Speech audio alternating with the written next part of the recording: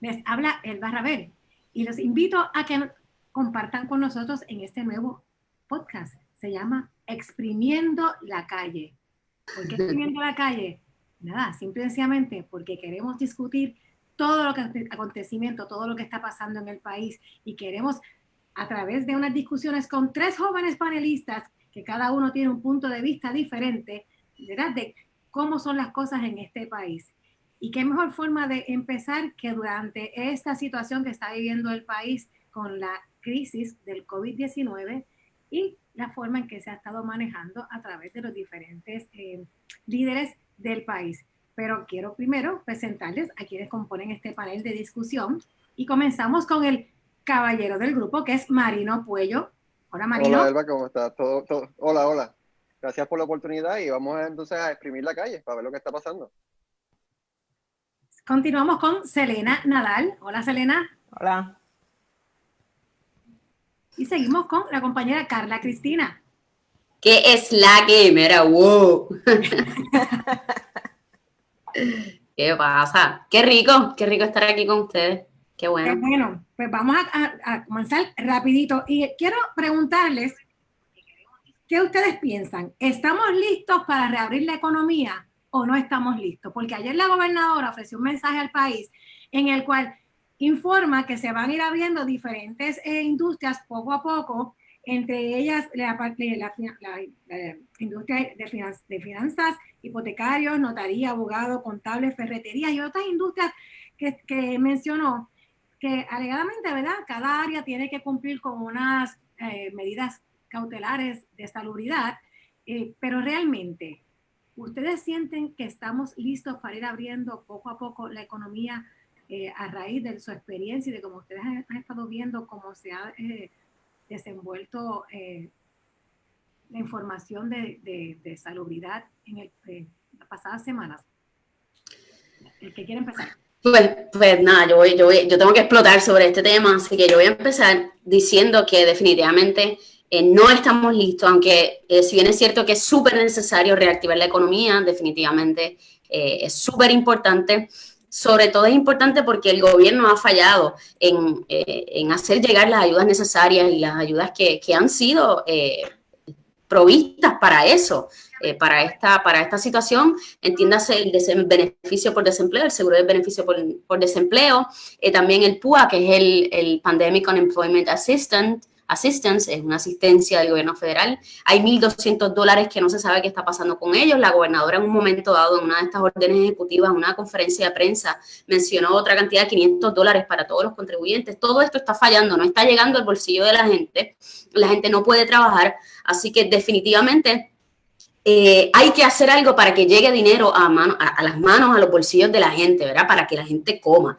Sin embargo, lamentablemente también el gobierno ha fallado en 3 de las cosas más importantes y que son requerimientos que tiene la Organización Mundial de la Salud para reabrir la economía, y es el rastreo de los contagios, las pruebas, obviamente, el número de pruebas, y también tener, entre otras cosas, el número de muertos, o sea, la tasa de letalidad que se adquiere a través del número de pruebas que se haya hecho versus los casos que han muerto, ¿no? O sea, los positivos versus los casos de muertos. Nosotros en Puerto Rico no tenemos esos números. Los números que tenemos, los números que nos ha dado el Departamento de Salud, no son confiables, incluso. No son confiables, y lo dice el mismo secretario del Departamento de Salud. Ha tenido que admitir públicamente que no son confiables esos números, que no son números que han obtenido de la mejor manera posible. O sea, un día nos acostamos pensando que había casi 13,000 pruebas, al otro día de repente nos dice que habló con un solo laboratorio privado y que, subimos a 30,000 pruebas. Entonces, no tenemos los números importantes, no estamos haciendo el contact tracing. Así que esto es bien importante para saber hacia dónde nosotros movernos. Voy a poner una analogía sencilla para tratar entonces de darle espacio a mis compañeros que den su opinión.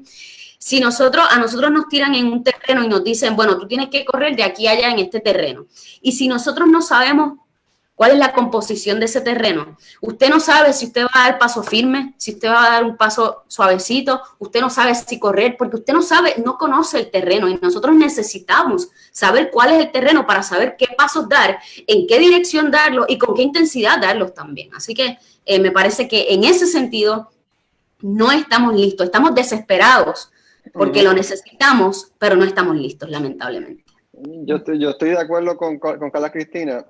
Yo lo que he estado viendo es que hay desesperación.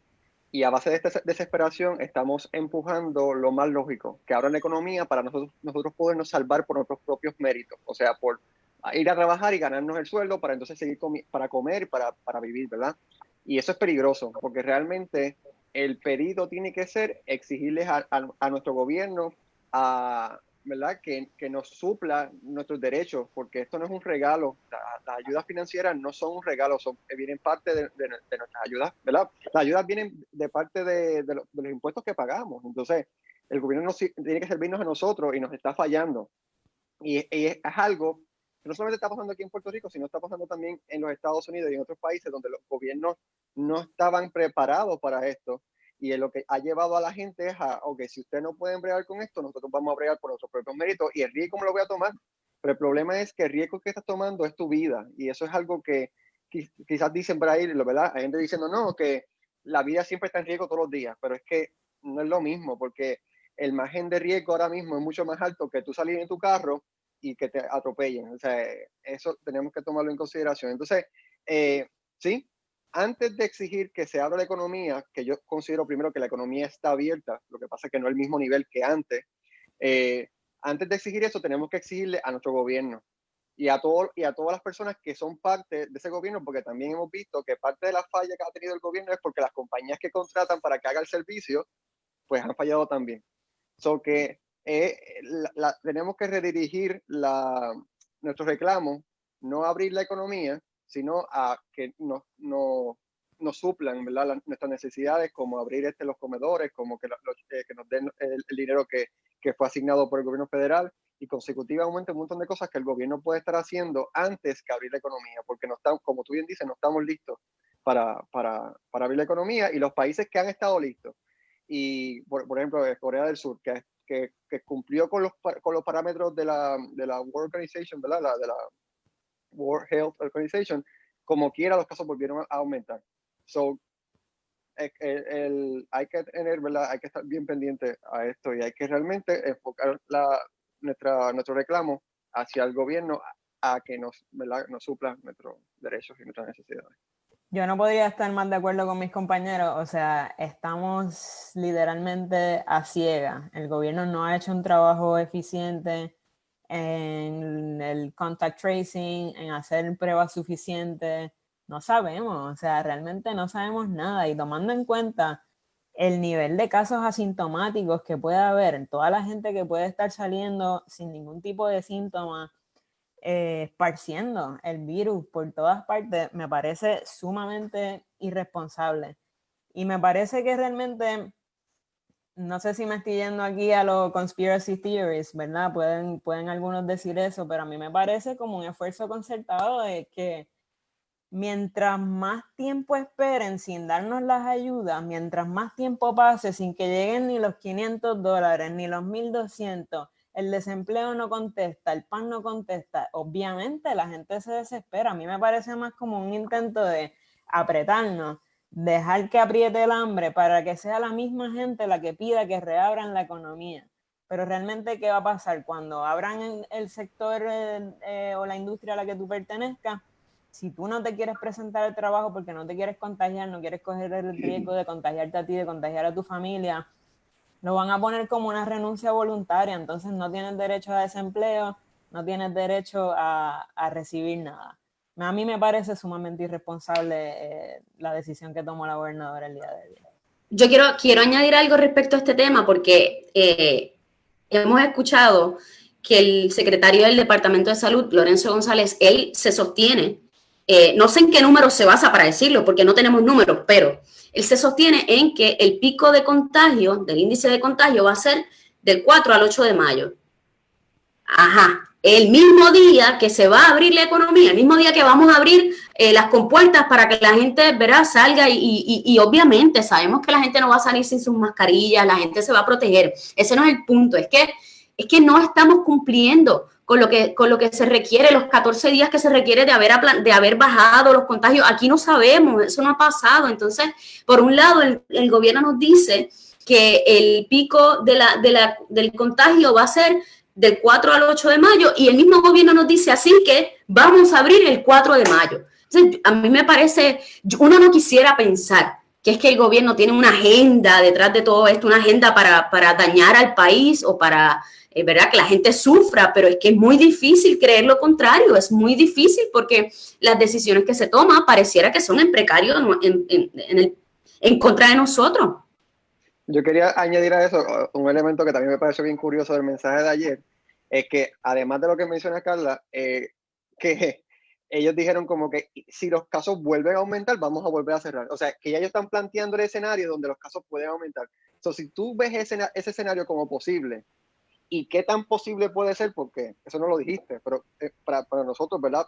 Puede ser muy posible para que entonces te corres el riesgo de abrir la economía en esos sectores, porque tampoco es que la economía la van a abrir completa, ¿verdad? Y van a tomar unas medidas ¿verdad?, para evitar el contagio, pero como quiera, ya ellos tienen vislumbrado el escenario donde vuelve a aumentar los casos. Y eso a mí me preocupa. Bueno, pero eso es entendible. Eso es entendible toda vez que ni siquiera, o sea, que lo mencionen, que lo digan. Bueno, pero está bien, ¿no? A mí me parece, a mí me parece que es bueno que el gobierno sea honesto en ese sentido. O sea, es bueno que tú digas, mira, y si esto sube, tenemos que regresar a las medidas estrictas que tenemos hasta ahora. Yo creo que eso es prudente de parte del gobierno. El problema con eso es, Marino, que es que ni siquiera hemos bajado, ni siquiera estamos en un, yo no sé cómo se llama eso, ¿verdad?, en asuntos de estadística, pero no estamos en una planicie o no estamos, no sé, planeando, o sea, no es como que llevamos 12 días, 13 días, 14 días con los números que no suben, o sea, para tú poder decir, y si aumentan los casos, pues entonces regresamos es que van a aumentar porque nunca se han estabilizado. No hemos visto que hayan bajado tampoco. O sea, es lógico que van a aumentar los casos, sobre todo si me estás diciendo que va a abrir en el pico del contagio. O sea. No, y si países que sí han tomado las medidas, que sí han tenido una respuesta adecuada e informada, cuando reabren su economía han tenido una segunda vuelta, una segunda ola donde aumentan los casos, que les hace pensar que en Puerto Rico no va a pasar cuando estamos a ciegas. No, y exacto, y yo quería que tampoco o sea, nosotros lamentablemente, sencillamente no estamos listos porque el asunto de las pruebas, no estamos listos porque no hay rastreo, no estamos listos porque no hemos visto ni siquiera una disminución en absolutamente nada. Así que no tenemos los datos, no tenemos las pruebas y no tenemos el tracking, que son las tres cosas esenciales que la Organización Mundial está pidiendo. Y la Organización Mundial también exige 14 días donde no haya un aumento. Entonces, eso obviamente eso no ha pasado aquí. Eso no ha pasado. Lo vamos a saber si no se tienen los números. O sea, el gobierno claramente desde el día 1 lo que ha estado haciendo es improvisar. O sea que los altos intereses están ya moviendo para que... O sea que podemos concluir, ¿verdad?, sobre que todos ustedes están de acuerdo en que Puerto Rico no está listo para abrir, ¿verdad?, reabrir nuevamente el mercado económico, el mercado de las industrias, las oficinas. Le pregunto, no estamos listos, no se ha cumplido con los 3 parámetros que se utilizan o que la Organización Mundial de la Salud establece, ¿verdad?, como indicadores para que un país vuelva a retomar, en cierto sentido, la normalidad. Porque sabemos que ya la normalidad como la conocíamos antes, ya no es esa normalidad, es una nueva normalidad. ¿A qué ustedes, más allá de verdad de que yo sé que Selena dijo que no quería pensar en una teoría de la conspiración, ¿a qué ustedes atribuyen en que la gobernadora haya decidido ayer hacer ese anuncio, que de hecho no se fue tan específico en cómo es que lo van a hacer estas industrias, más allá de que ella mencionó a OSHA, que lo mencionó en varias ocasiones, no hay como que este plan de qué son los mínimos requisitos mínimos que tiene que cumplir cada industria para en efecto demostrar que está cumpliendo con esas medidas cautelares para evitar que dentro de su oficina, ¿verdad?, dentro de esas oficinas, en el caso estoy pensando más bien en el caso de los bancos, que es la finanza, que es la industria hipotecaria también, estoy hablando de las oficinas de los contadores, las oficinas de abogados, porque, ¿verdad?, si hablamos de una oficina de un abogado, pues es ese abogado únicamente y quizás puede haber un manejo más fácil, pero cuando son bufetes de abogados, cuando son oficinas, firmas de contabilidad, que hay un sinnúmero de empleados, ¿cómo en efecto se va a supervisar o se va a tener esa garantía de que cada una de esas industrias está cumpliendo con algún tipo de regulación o de medida para evitar que se nos está colando una voz en el live y un compañero, vamos a tener que avisarle que tiene que ponerse en mute. Pero quería preguntarle a ustedes, ¿qué piensan ustedes al respecto? Yo considero que realmente hay unos altos intereses, ¿verdad? Que en el pasado han financiado campañas que están empujando, ¿verdad? Para que vuelva a abrir la economía. Como vivimos en una economía de competencia, quiero recordar que la economía no ha cerrado por completo. O sea, hay unos sectores económicos que sí están funcionando, que sí tienen la capacidad de funcionar y están, ¿verdad?, produciendo ganancias. ¿Verdad? Desde la casa, la gente que está trabajando. Lo que pasa es que hay otros sectores económicos que desde la casa no pueden, ¿verdad?, competir con eso. Que esos sectores que considero yo que también han invertido en campaña están empujando a nivel político para que entonces se tomen, ¿verdad?, se tome la decisión, como se tomó ayer, de abrir eso paulatinamente o abrirlos a todos, ¿verdad?, para que participen en la competencia que es nuestro mercado capitalista. Entonces, con eso dicho, la otra parte que estaba mencionando, que cómo garantizamos que cumplan con los parámetros, pues, ¿cómo? O sea, si todavía hoy no tenemos la data correcta sobre los casos, no tenemos el tracking, no tenemos las pruebas, ¿cómo vamos a tener los mecanismos para saber si las compañías que van a estar abriendo van a estar cumpliendo? Y yo sé ya de primera, porque he escuchado que ciertas fábricas manufactureras, que el jefe está diciendo, mira, yo les voy a dar a ustedes esto, pero yo no voy a limpiar los equipos, porque aquí no, por su propia decisión, dice que yo no voy a limpiar ningún equipo porque aquí no ha venido nadie, para que yo tengo que limpiar algo. Entonces, no es porque él sea experto en salud, sino porque él determina, ¿verdad?, como el dueño de la compañía, que no tiene que invertir en eso, sino que va a invertir en esto otro. Entonces, y eso presenta un problema bien grande porque aunque es cierto que el gobierno está distanciado en asuntos, ¿verdad?, de regular algunos elementos de la industria privada, esto en específico es una situación de salud pública, ¿verdad? No es si tú vas a poner una puerta roja o la vas a poner amarilla, no es si tú vas a vender, no sé, sorbetos de plástico, o sea, estamos hablando de salud pública específicamente en una pandemia, así que el gobierno debería tener las herramientas para exigir, no pedir, exigir que estos negocios privados abran con X, y eso para eso está, ¿verdad? La gente de salud y de higiene y de prevención, que son los que saben, unas guías básicas que sea una exigencia. Tú tienes que hacer este tipo de limpieza cada ciertas horas. Yo de eso no sé, pero definitivamente el gobierno tiene que exigir, y de la misma forma que yo te exijo que me pagues el IVU y si no me lo pagas yo te cierro el negocio, pues si tú no cumples con esto, te cierro el negocio y no puedes operar. O sea, porque tenemos que garantizarle a la gente un servicio que esté definitivamente guiado por una y valga la redundancia, guías de higiene y de salud y seguridad. Exactamente, pero el gobierno ni siquiera lo está proveyendo, o sea, están por eso por la libre, ¿verdad? Es que las industrias establezcan sus propios protocolos. Exacto, la orden ejecutiva ya dijo, y claro, y estas personas y estas industrias tienen que tener un plan, y es como, esboza el plan tú, te toca a ti, y que a partir de ese, entonces, cada industria, porque por supuesto sabemos que hay industrias que son muy distintas a otras en la manera en que ofrecen sus servicios, pero que a partir de esas básicas, esas exigencias básicas, las demás, bueno, pues surjan a partir de esas. Volviendo al punto que traía Marino, yo sí creo que hay unos intereses bien grandes que están detrás de, ¿verdad?, realizando este empuje para que se reabra la economía. Ciertamente hay muchas personas poderosas en este país que están perdiendo mucho dinero durante la pandemia y están empujando para abrir.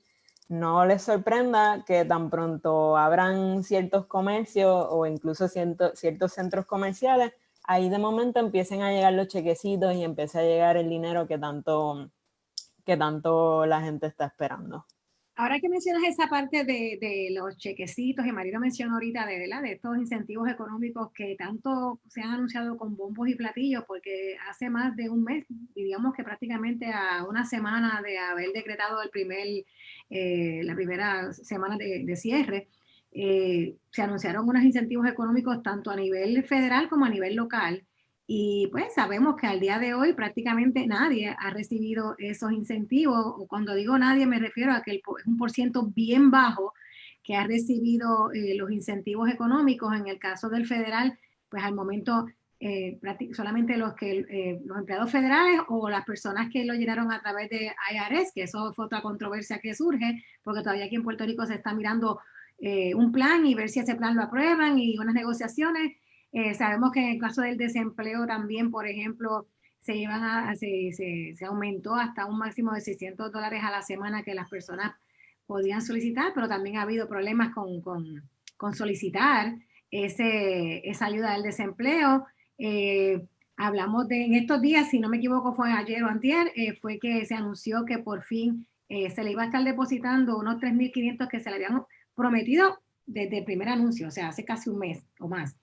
A estos grupos de respuesta rápida de emergencia, como los que son los del 911, manejo de emergencia, bomberos.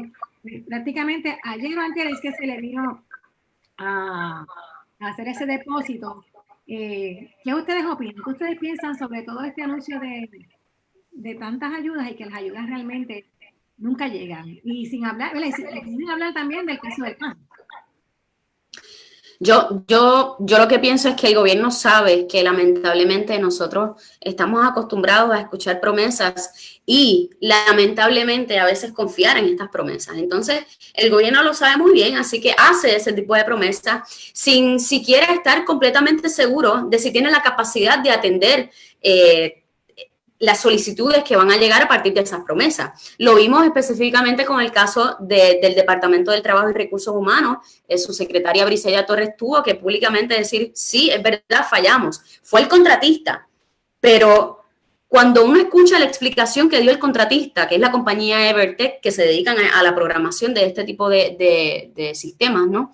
El contratista lo que nos dijo es, no, pero es que un asunto sumamente técnico. Y cuando uno va realmente y uno entra al sistema, te das cuenta que no es que el sistema falló, es que el sistema nunca estuvo listo, que son dos cosas muy distintas. Es como cuando yo te digo, mira, sí, chequéate que ya eso está ready corriendo. En realidad no está corriendo. Yo te estoy diciendo eso para que tú te sientas aliviado. Y cuando tú entras, realmente no está corriendo. No es que el sistema colapsó, es que nunca estuvo listo. Entonces es muy fácil decir, el sistema colapsó por asuntos técnicos, a que decir, no tienen los pantalones de decir, no lo tenemos listo todavía. O sea, que tú entiendes que realmente era una estrategia para calmar las masas, es decir, que teníamos este sistema que se iba a se iba a activar en X fecha, como que para que se vea un proactivo, estamos actuando ante la necesidad de las personas que se han quedado sin empleo, aún ellos sabiendo que el sistema no estaba listo para recibir toda esa avalancha de solicitudes. Bueno, o sea, yo no puedo garantizar que el Departamento del Trabajo no sabía que no estaba listo, pero hello, se supone, porque tú antes de ir al aire, ¿verdad? Igual que hicimos nosotros aquí, antes de tirar esto live, nosotros hicimos varios chequeos técnicos, unos cuantos nada más. Así que imagínate cuánto más debieron haber hecho estas personas que saben que esto es un sistema que va a atender a tantas y tantas personas, que va a recibir tantas y tantas solicitudes. Pues obviamente tú tienes que tirar eso y tú tienes para esto, es más, tú puedes estar haciendo cualquier programita sencillo y tú dices, ok, si yo voy a abrir un programa para recibir o enviar emails, voy a enviar 100 solicitudes de emails, a ver cómo se va recibiendo, cómo va trabajando esto. Ellos tenían que haber el día antes, tenían que haber tratado, vamos a tirar 10,000 solicitudes. A ver cómo 10,000 solicitudes de mentira, a ver cómo esto funciona. Eso nunca lo hicieron, no hubo trial and error, no hubo nada de eso, porque no estaba realmente listo el sistema y por eso a los 2 minutos de haber supuestamente estado en vivo, al aire o corriendo, se cayó el sistema. No, señor, nunca estuvo listo. Es que nunca han manejado nada bien desde el principio. Tú deberías saber que si vas a cerrar la economía, por así decirlo, si vas a hacer un toque de queda, si vas a hacer un lockdown y vas a cerrar un montón de negocios, obviamente cientos, miles de personas se van a quedar sin trabajo, se van a quedar sin ingresos. Es como vas a abrir unas compuertas de desempleo, vas a tener una avalancha de gente solicitando estos servicios. Tienes que estar preparado, tienes que tener personal. Si tú estabas acostumbrado a recibir 100, 200 llamadas al día para el desempleo y de momento tomas estas decisiones de cerrar la economía, tienes que tener un plan de antemano de cómo vas a responder ante toda la multitud de personas que entonces va a estar entrando a las líneas del desempleo. Contrata más gente, brega con el call center desde antes, divide, haz otros canales para que diluyan ese flujo de gente que está entrando, pero es que desde el día 1 no lo han manejado bien. Otra cosa que mencionando eso del call center, porque una cosa es el sistema, ¿no? De programación que se hace a través de una computadora, y otra cosa es las llamadas, el call center. ¿Sabes cuánto empleado público no está trabajando? Porque no puede, sencillamente ¿verdad? No estamos tirándole a los empleados públicos, porque no puede trabajar. Hay formas de readiestrar a este empleado para que siga una línea de preguntas y respuestas para que atiendan ese call center y le puedan ayudar a las personas. O sea, es una falta de eficiencia tan y tan crasa constantemente.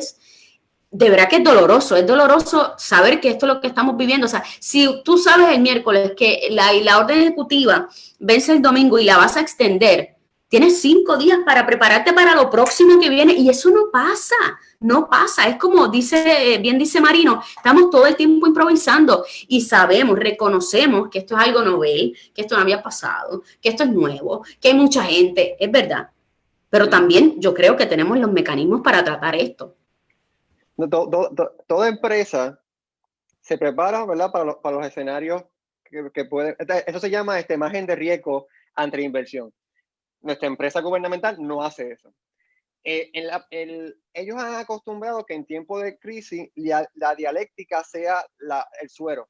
O sea, sea como que yo voy a hablar y seguir hablando, y mientras la gente me vea hablando, pues van a estar tranquilos. Y eso tiende a funcionar, pero ya después de 40 y pico de días la gente viéndote hablar sin respuesta, o sea, sin ver los hechos que estás diciendo que van a ocurrir, pues se desesperan. Entonces, yo considero que también el lockdown fue, como no estamos listos, vamos a meter a todo el mundo en la casa y nos preparamos en este tiempo.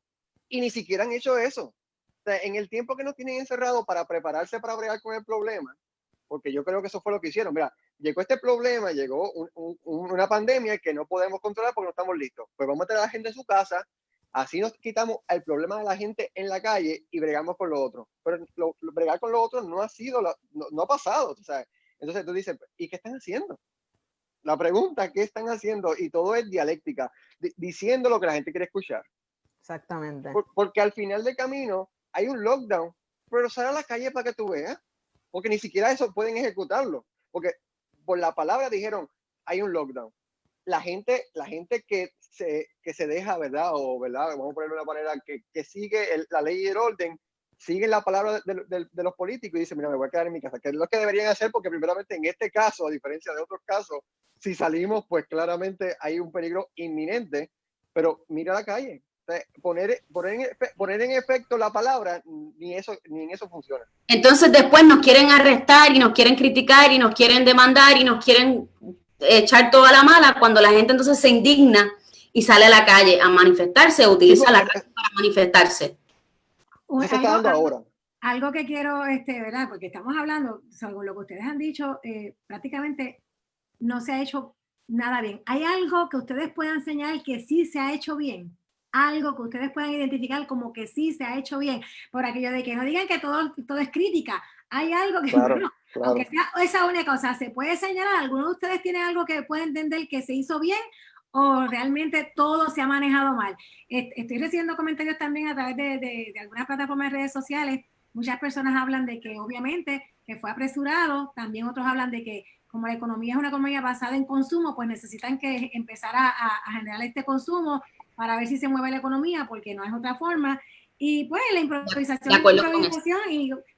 y otra persona, de hecho, Marilu Otero, amiga nuestra, que está de... Hay un beso, Marilu. Un beso. También, a Mara Luciano, compañero, estoy mencionando así por encima, pero ella dice que obviamente que en el gobierno Y hay muchas empresas privadas que no han aprovechado el tiempo para cambiar todos los protocolos y nuevas medidas en los lugares de trabajo, que es más o menos lo que tú estabas diciendo, Marino, y Carla, que en vez de aprovechar este tiempo para prepararse, pues no lo hicieron así.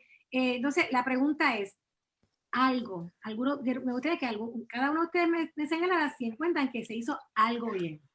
Sí, porque es fácil, Carla, es fácil criticar. Yo lo sé, pero si yo me dedico a fiscalizar, y fiscalizar no es criticar, fiscalizar es precisamente ver a ponderar qué es lo que está haciendo el gobierno vis lo que tiene que hacer y lo que en interés del pueblo, ¿no? Pues yo creo que el lockdown. Sí, eso mismo iba a decir yo. El lockdown. Lo que pasa es que el lockdown lo impuso el gobierno, pero lo practicamos nosotros. O sea, así que vamos a darle ese voto. El lockdown, algo más. Marino y Carla, Estela, ¿están de acuerdo en que ese fue algo bueno que se le puede señalar, ¿verdad? De las gestiones que han hecho los líderes del país, que lideran las personas que lideran este país. Selena, ¿algo adicional a declarar el cierre que tú entiendas que hicieron bien? No, realmente no. Yo entiendo que todo estaba mal, excepto que sí, encuentro que fue muy oportuno hacer el lockdown en el momento que se hizo. Yo lo vi desde el principio como una decisión muy acertada. Sin embargo, no planificaron bien cómo hacerlo, no planificaron ¿verdad? Lo que eso detonaría y lo que vendría después. Entonces, pues fue muy mal manejado desde el principio. Pero sí, concuerdo con mis compañeros que la decisión de imponer el toque de queda en el momento que se hizo, en mi opinión, de seguro ha salvado muchas vidas. Otra cosa que yo creo que el gobierno ha fallado, no tan solo en el aspecto de salud, es que desde ese día 1 que se anunció, eso fue un domingo que se anunció el lockdown, que de hecho lo anunció de hoy para hoy. Eso fue domingo, anunció que empezaba, o sea, así como así, empieza a las 5 de la tarde hoy y todo el mundo como, wow, espérate. Mire, usted sabe que desde siempre las carreteras en este país no son las mejores, pero desde María para acá, todo ha sido peor. Y el gobierno no ha sido... Hay un estudio que preparó un doctor de la Escuela de Salud Pública del Recinto de Ciencias Médicas de la UPR, Heriberto Marín, si no me equivoco es su nombre. Y en ese estudio de índice de riesgo por sectores de la economía o por actividades comerciales, él presenta que la construcción es la que menos riesgo de infección y propagación por consiguiente presenta. ¿Por qué entonces en estos 45 días el gobierno no ha utilizado el tiempo que ha tenido a su haber para embrear las carreteras de este país que dan ganas de llorar? Y no tan solo ganas de llorar porque uno las ve feas, sino porque cada vez que tú coges un hoyo te toca a ti. Porque la burocracia del gobierno es tan pésima que un hoyo de la carretera lo tienes que pagar tú en tu carro, tus piezas, hojalatería, tus gomas. Entonces llevamos 45 días y las carreteras están igual. Hubo tiempo, hay tiempo suficiente. No sea, el lockdown fue oportuno. Sin embargo, lo que se ha hecho a partir de cuán oportuno fue eso, es cero, es nulo, es nulo. Y Carla, no solamente ha habido tiempo, hay dinero, hay un montón de dinero, hay un montón de fondos que están ahí en el banco generando intereses al gobierno sin utilizar, sin ponerlos donde pueden realmente hacer una diferencia. A mí me parece que están tratando de alargar las cosas y de soltar esos chavitos más cerca de noviembre para quedar bien ante las elecciones. Yo considero que quizá podemos añadir otra cosa buena. El concepto del task force me pareció bien, conseguir a las personas más preparadas para trabajar con él. No, pero las decisiones que tomaron luego de eso, no. Pero ¿realmente tenemos las personas más preparadas en ese task force o tenemos los amiguis? Lo que pasa es que se hicieron las llamadas a las personas más preparadas, pero esas personas no ¿Más preparadas en qué tipo de medicina, Marino? O sea, tú tienes que saber de salud pública. Es verdad que yo necesito a un ginecólogo allí, es verdad. ¿Por qué? Porque yo necesito que me diga cómo nosotros vamos a tratar a las mujeres embarazadas, cuando vayan a parir, cuando tengan su cita. Yo estoy segura que debe haber un ginecólogo, pero no tiene que ser el pana del coordinador o el subcoordinador. O sea, el coordinador es un proctólogo. O sea, está bien, qué chévere. Eres el mejor proctólogo probablemente de Puerto Rico y del Caribe. ¿Y qué sabes tú de seguridad pública? Y eso es lo que nosotros necesitamos, alguien que sepa de salud pública. Epidemiología, Y epidemiología, o sea, exacto. Bueno, Tuvimos una señora que no era epidemióloga. O sea, el concepto del tax board, es lo que estoy hablando, no la gente, sino el concepto. Exacto, Sí, vamos a darle el medio punto a lo que Marino trae, a lo que se refiere. Bendito, Marino, porque para te que vale bendito, algo. sí. Es que aunque los que integran ese task force, pues no son quizás los idóneos, no porque no sean profesionales, no porque no tengan la preparación, sino porque en el contexto en que estamos hablando, quizás había otras personas que pudieron dar o pudieran aportar un poco más por su conocimiento y expertise en tratar este tipo de situación. Pero sí estamos hablando de que el haber buscado ¿verdad? Buscar un grupo de asesores sobre temas salubristas, por decirlo de esa forma, es lo que Marino está dándole como al medio punto. yo no le doy ni medio punto. Es que ese medio punto, Marino, porque eso es como abrir. Tanto que... Es que eso es que no tiene sentido, porque es como yo voy a decir, voy a abrir una escuela porque yo creo en la educación, es lo más importante, yo voy a educar a los niños, y cuando contrato a personas que van a dar las clases no son maestros. Pero Entonces, la idea de la escuela es buena. la idea de la escuela es grandiosa, pero no es lo único. O sea, la idea, cuando tú ves una idea, tú la tienes que ver en el macro, en su función, ¿verdad? La idea no aquí, sino en su práctica. Así que si la idea desde el inicio es que yo no voy a contratar a maestros para esa escuela, yo voy a contratar, no sé, a abogados que den clases de álgebra, pues entonces, o sea, no, mano, no, yo no le doy el medio punto. En Puerto Rico se dan muchos casos como ese, pero sí. Bueno, pues. ¿Y están mal? Mira, son muchos temas los que hay para discutir. Y quiero pasar a otro tema. Y es precisamente, ahorita hablaron de cubrir las necesidades y que es una responsabilidad del gobierno suplir unas necesidades a los ciudadanos, ¿verdad? Que ellos dirigen. Y entre esas necesidades hablamos un poco ahorita sobre esos incentivos económicos que no han llegado y que sobre esas ayudas de desempleo que no han llegado, de que a raíz de la decisión del cierre, muchas personas han perdido su empleo y obviamente ya ha pasado más de 40, estamos en el día 47 o 48, ya yo perdí hasta la cuenta. Pero estamos hablando de que si una persona que estaba trabajando utilizó lo que pudiera tener ahorrado, que sabemos que en Puerto Rico el porciento mayor, según los estudios, dicen que viven cheque a cheque, o sea que son bien pocas las familias que tengan algo de algún fondo para emergencia, pues ya sabemos que al día 47 ese fondo, si existía ya está en cero. ¿Qué ustedes opinan en torno al asunto de si hay hambre o no hay hambre, si hay necesidad, si no hay necesidad, y la discusión que se ha generado en torno a los comedores escolares? Y me gustaría también que abundaran sobre lo que sucedió ayer de la caravana por la vida que había convocado este joven activista Giovanni Roberto, que es una persona que es bien reconocida, sobre todo entre el grupo universitario. Comenzó, ¿verdad? Pero se ha dado a conocer por su activismo en pro de suplirle alimentos a las personas que lo necesitan.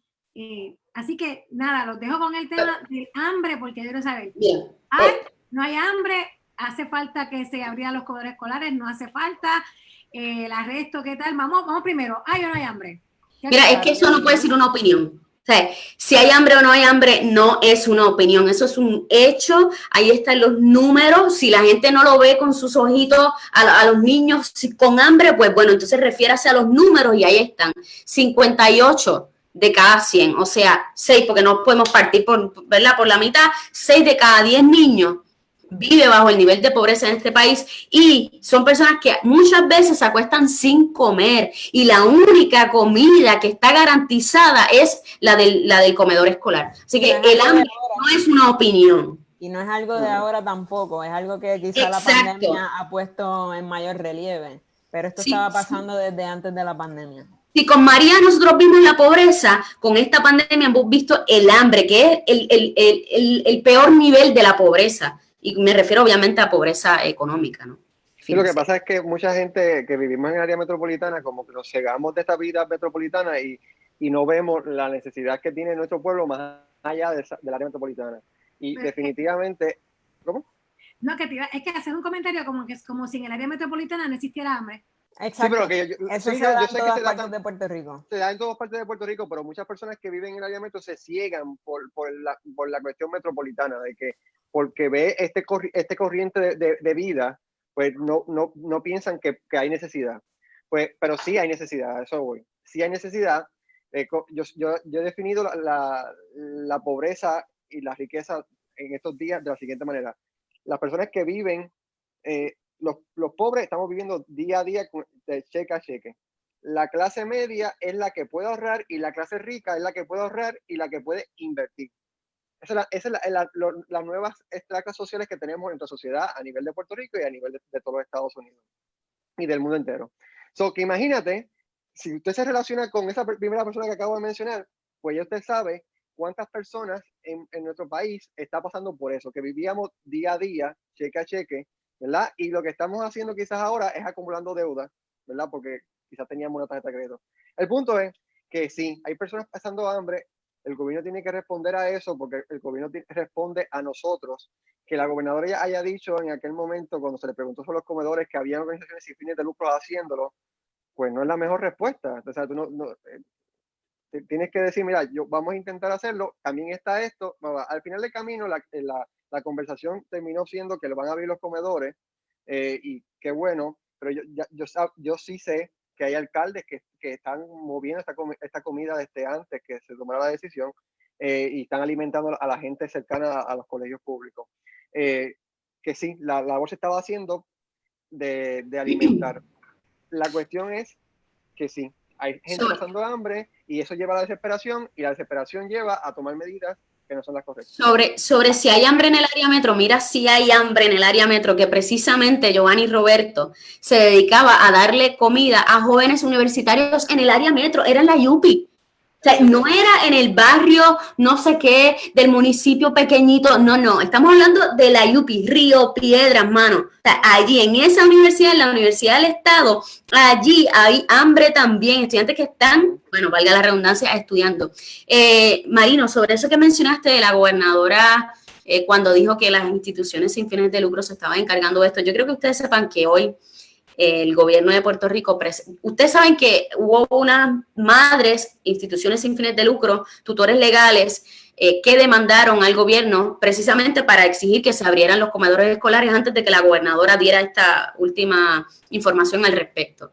Pues quiero que sepan que hoy el gobierno presentó una moción de solicitud de desestimación para que se desestime esa demanda, porque entre otras cosas se tornó académica porque ya ella mandó a abrir los comedores. Sin embargo, es bien importante que nosotros en esa demanda veamos cómo el gobierno nunca reconoce que es un deber ministerial de ellos o de él alimentar, o sea, garantizar el alimento. Nunca lo reconoce y para mí es muy grave, muy grave, muy doloroso, muy vergonzoso vivir bajo este aparato gubernamental que no reconoce eso como un deber ministerial.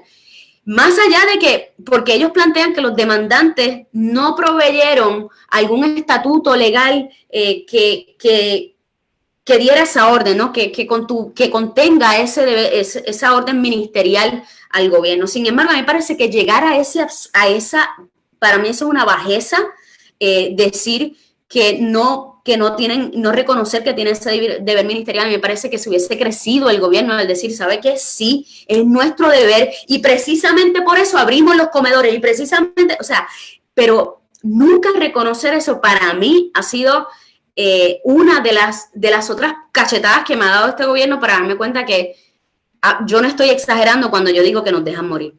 No. Selena, ¿qué tú tienes que decir al respecto? Estoy de acuerdo. Estoy de acuerdo con Carla. O sea, nos dejan morir.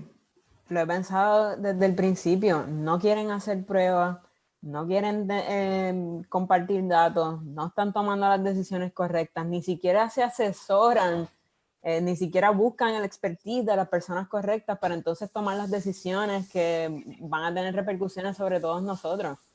Y cuando buscan, o sea, no tan solo no lo buscan, llegan a ello. Hace algunos minutos la colega periodista Valeria Collazo Cañizares compartió unos mensajes de texto que unos jóvenes le enviaron diciéndole, mira, es mentira cuando el gobierno dice que el único voluntariado para el rastreo, que las únicas personas que tienen son 21 personas para hacer el rastreo de contagio, porque ellos dicen, nosotros somos más de 500 profesionales específicamente en eso, y le hemos escrito a Capó, le hemos escrito al Task Force, le hemos escrito al gobierno diciéndole, estamos a disposición de ustedes porque esto es súper importante el rastreo, y el gobierno no le ha dicho, no le ha contestado absolutamente nada. Así que más allá de no ir a buscar los recursos, cuando los recursos se acercan, les pichean.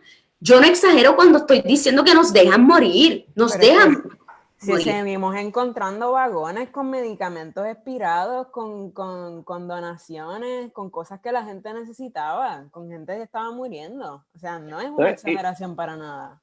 Y tenemos directores de campaña que dicen que los comedores no se abren en verano. O sea, él mismo no conoce su gobierno porque los comedores sí abren en verano. Les quiero leer un comentario que nos envió una persona que nos está viendo a través de las redes sociales. Quiero leerlo para que ustedes opinen, ¿verdad?, sobre lo que la persona comenta. Dice... Escríbela. Por eso, dice, el abrir los comedores escolares es una locura. Necesidad sí la hay, pero hambre no la hay. Aquí cualquiera te da un plato de comida, pero si ves quienes hablan de hambre, los ves emprendados con uñas, beauty y calzado caro, sin contar con las cervezas y cigarrillos. ¿Qué tienen que decir al respecto? Wow. Mira, eso es una percepción claramente y se puede percibir porque inclusive en Guapa el otro día Normando estaba preguntando a unas personas que andaban en un Mercedes y la señora dijo, estoy muriéndome de hambre, necesitamos los chavos, y arrancó en un Mercedes. Pero al final del camino, el Mercedes, ni la uña, ni el blower se come. La gente lo que necesita, ¿verdad?, es alimento, y más allá de eso tenemos un Estado, a diferencia de otros países, que nos tiene que suplir eso porque, ¿verdad?, es parte de nuestros derechos. Mira, lo primero es que somos tan rapiditos y tan malos al momento de jugar. Tú no sabes si el pelo pintado se lo hizo una amiga y yo le pinté el pelo a mi amiga y ella me hizo las uñas. O sea, yo no sé si las uñas, realmente ella no gastó un centavo en las uñas porque se lo hizo un pana. Y ese Mercedes que tenía esa persona, usted más allá de que si la persona, es que tú no sabes si ese Mercedes es de esa persona.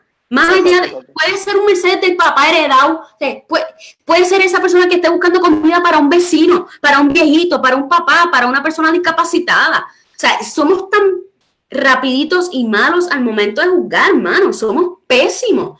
Pareciera que, yo no sé, que no es que nos odiamos, tenemos odio dentro de nuestro corazón. O sea, ¿por qué juzgar así? Tú no sabes las circunstancias de esa persona. Y en el peor de los casos, que ese Mercedes, sí, es verdad, y que esa persona hace un mes estuviese comiendo en un restaurante carísimo. Pues mira, las circunstancias han cambiado un mes y medio. Han cambiado, no son las mismas. Así que, o sea, por favor, no juzguemos tanto.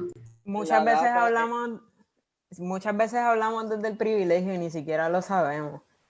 Y como dice Carla, no sabemos por qué circunstancia está pasando la persona. A nosotros nos puede parecer a algunos hasta una bendición el que se haya decretado el lockdown porque podemos estar en casa, podemos pasar más tiempo con nuestras familias, con nuestros hijos, con nuestras mascotas. Hay muchas personas que han podido seguir ejerciendo sus trabajos y siguen generando dinero, estando tranquilos, cómodos y seguros desde sus casas. Pero hay gente que no. Y ya han pasado más de 45 días. Cuando tenemos una población tan alta en Puerto Rico que vive de cheque a cheque, que simplemente no puede ahorrar porque el mismo sistema no se lo permite, me parece una irresponsabilidad decir, simplemente basándose en las circunstancias que uno pueda estar, que en Puerto Rico no hay hambre. Y otra cosa que esto ha puesto en relieve es que $7.25 la hora no da. Sencillamente no da. Y no da para vivir, menos para ahorrar. No da para, te da para sobrevivir y muchas veces yéndote en negativo, y tengo muchas amistades que están en esa situación. Y algo que quería traer y que me gustaría también pues escuchar la opinión de mis compañeros, es esta cuestión de 7.25 la hora, un full time a esa cantidad de dinero, son más o menos $1,000 al mes, 1,100 y pico, versus $600 a la semana que ahora se supone que el desempleo. ¿A ustedes no les parece que eso es un incentivo fuerte para muchos empresarios querer empujar esta reapertura de la economía? El hecho de que mucha gente no va a querer volver a trabajar ganando una miseria cuando los incentivos le van a generar más ingresos.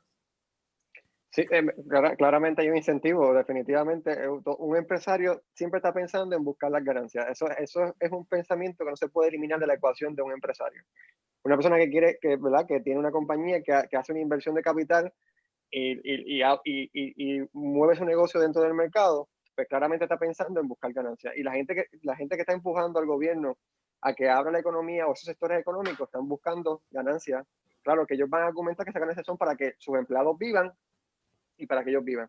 También quería mencionar que la cuestión del juicio que la gente hace, que estaba mencionando Carla, es problemático cuando no se ve la data. Tú puedes ver las cosas, o sea, nuestros ojos pueden ver, pero realmente cuando se hace un estudio exhaustivo del panorama, más allá de lo que nuestros ojos pueden ver, nos dan la realidad. Y la realidad está en datos. Y los datos dan a que hay puertorriqueños que están pasando hambre. Los pocos datos que tenemos. Los pocos datos que tenemos. Puerto Rico ha sido históricamente malo en llevar estadísticas. Sí, pero si vas al instituto, el instituto te lo va a decir. Hablando de que ustedes ambos han mencionado de que los números están y es cierto, los números están, hay varios, quizás no los del gobierno son los más confiables, pero hay otras organizaciones que se han dedicado a hacer estudios, como por ejemplo el Instituto de Desarrollo de la Juventud, y también algunos datos del censo que se utilizan y otros. Sin embargo, la masa, ¿verdad? Por hablar así, la masa, el pueblo, la masa, no necesariamente está tan empapado de esos datos. Y el mensaje que se ha llevado por años, y lo traigo en el contexto del mensaje que escribió la persona que nos está viendo, por años se ha repetido un mismo mensaje del mantenido, del vago, que el puertorriqueño es mantenido, el puertorriqueño es vago. Y como dicen por ahí, tanto está dando la gota encima de la piedra hasta que le hace un roto, que tú te crees y te compras ese mensaje, e incluso como puertorriqueño, incluso te catalogas a veces hasta como, es que somos vagos, cuando no es real. Cuando no es así, y cuando vas a esos datos, como bien ustedes mencionan, la data estadística de aquellas personas que sí han estudiado la pobreza en el país, determinan que hay un gran por ciento, y luego de María aumentó más, que sí vive bajo niveles de pobreza, y con esta situación del cierre, pues obviamente aquellos que de por sí quizás están en una posición un poco más cómoda, pues ahora mismo caen en ese nivel de pobreza también porque no están teniendo ningún tipo de ingreso y no están recibiendo ningún tipo de beneficio porque aunque Selena menciona los $600 de promesa del desempleo, también es por un periodo de tiempo corto, tampoco es como que es vitalicio, y segundo que tampoco han llegado. Así que si venimos a ver en el torno al tema del hambre, pues el puertorriqueño la está pasando mal, sobre todo aquel que dejó de recibir ingresos y no recibe ningún tipo de ayuda económica de ningún lado. Y hablando de ese tema, quería comentarles que eso lo tomé yo como una iniciativa y lo comparto a ver qué ustedes opinan sobre, durante la última semana quizás las personas compartiendo contenido y queriendo ser así como que lo estoy pasando bien, porque también como que se ha romantizado un poco esto de la cuarentena, y mira lo que hago, me pongo fit, y mira esto, qué cool soy, o mira yo. Los metropolitanos esto que estaba diciendo. Entonces, mucha gente, pues quizás no estamos hablando de que lo estén haciendo con ningún tipo de intención de maldad, pero sí empiezan a publicar platos de comida que dice, oye, mira entonces unos menús que quizás estén en días regulares ni hacen, pero como ahora tienen un tiempo para inventar y ser por eso más creativo, empiezan a publicar estos tipos de platos de alimentos en las redes sociales. Y yo me tomé ayer la libertad de subir una publicación en mi red social, exhortando a que por favor, en lo que pasa toda esta emergencia, que no suban esas fotos Y incluso puse un hashtag que decía que nadie se quede sin comer, porque decía, como tú dices, yo tengo el privilegio de poder comer, pero aquel que no tiene ese privilegio, ¿cómo se siente? Y no sé, quería ver qué ustedes piensan al respecto. Ahí yo soy un poco libertarian y diría, la gente tiene la libertad de publicar lo que quiera. ¿Me estás escuchando? Sí, yo te escucho, Marino. Ok. Y la transmisión se sigue viendo acá bien.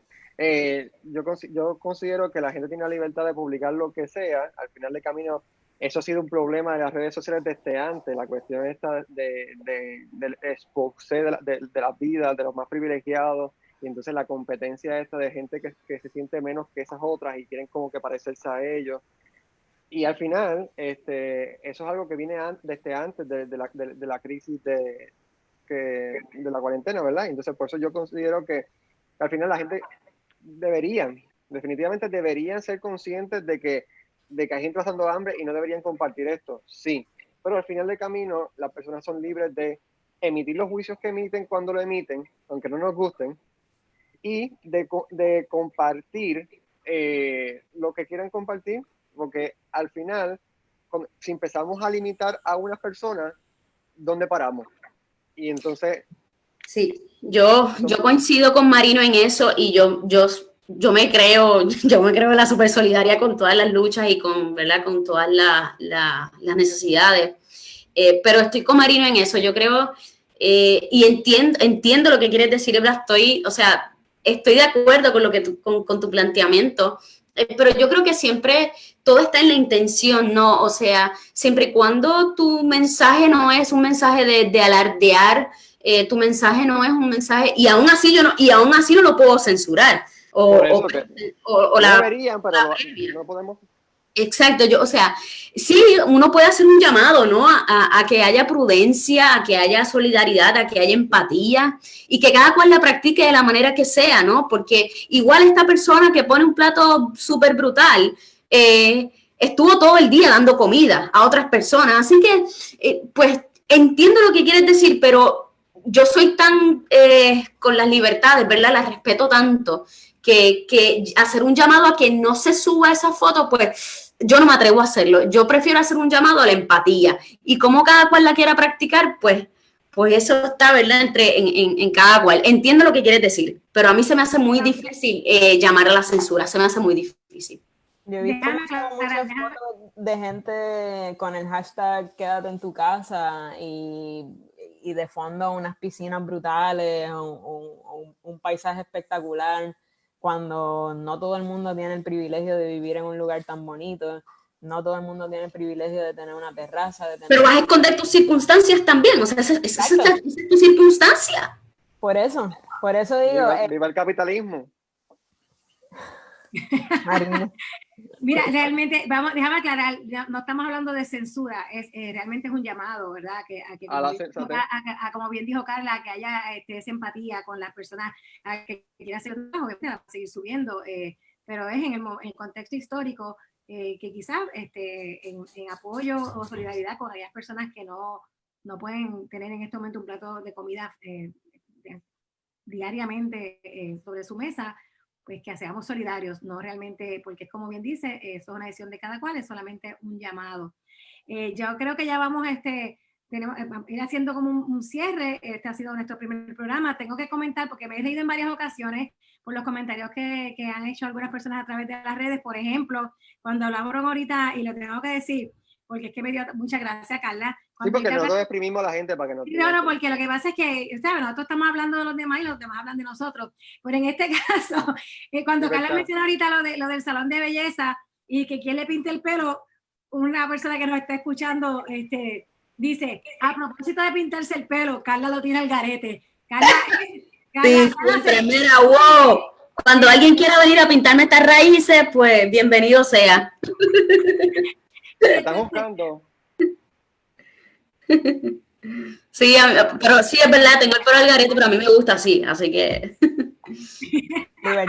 Libertad para todo el mundo. otra cosa, pero realmente le quiero dar las gracias a todas aquellas personas que nos han estado sintonizando en nuestro primer episodio. Esto es un proyecto que se ha estado trabajando, queríamos lanzarlo antes, pero las circunstancias nos llevaron a que fuese hoy y las cosas son cuando tienen que ser.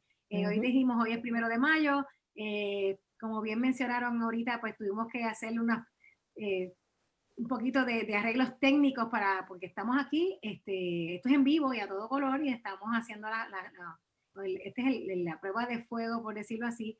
Vamos a seguir, nuestra intención es seguir hablando de los diferentes temas y las preocupaciones que todos tenemos como ciudadanos y que vivimos en esta misma isla tan hermosa. Así que gracias Marino, gracias Selena, gracias Carla. No sé si te quieran decir algo antes de despedirnos de todas aquellas personas que nos están escuchando. Pues yo quiero agradecer a todas las personas que se conectaron, las personas que comentaron, agradecerte, Elba, por esta iniciativa que tuviste, ¿verdad?, con nosotros, agradecer obviamente a mis compañeros que también dijeron que sí, y a nuestro mastermind de otro aspecto, a James. Muchas gracias a él también por hacer esto posible. Yo quería también dar las gracias a las compañeras porque siempre ha sido un sueño para mí ser parte de un panel de damas, porque siempre como que esta esfera de la información ha sido acaparada por los hombres y, ¿verdad? Es un honor para mí ser parte de un panel como este y vamos a seguir exprimiendo la calle, a ver qué es la que hay. Gracias, Elba, por hacer esta iniciativa posible, por unir a este grupo maravilloso. Espero que sea el primer episodio de muchos y gracias a todos los que por insistir en hacer. Mire, si ustedes ven ese chat. La realidad es que gracias a ustedes por seguirme en mis loqueras. Yo, ¿verdad? Ideas hay, creatividad hay, pero también tiene que haber gente que esté dispuesto a seguir a uno y a confiar en lo que uno propone. Así que gracias, chicos, gracias a todos que nos están sintonizando y ya estén pendientes para más episodios de Exprimiendo, mira, la calle. Así que muchas gracias y nos vemos. Será hasta el próximo. Bye, bye. Bye.